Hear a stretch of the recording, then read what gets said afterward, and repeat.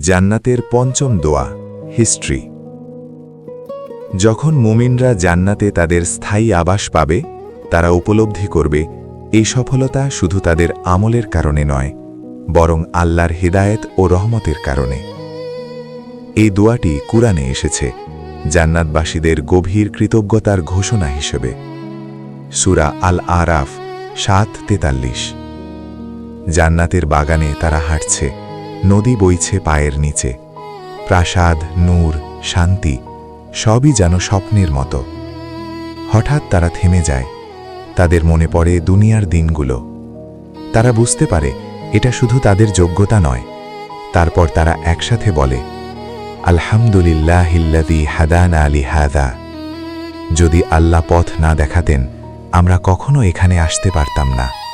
তাদের কণ্ঠে কৃতজ্ঞতা, হৃদয়ে বিনয়। এই দোয়া শেখায় হিদায়েতই সবচেয়ে বড় নিয়ামত। দেখার জন্য ধন্যবাদ। সুমন ইসলামিক ডায়েরিতে সাবস্ক্রাইব করুন এবং ইসলামিক জ্ঞানের সাথে সংযুক্ত থাকুন।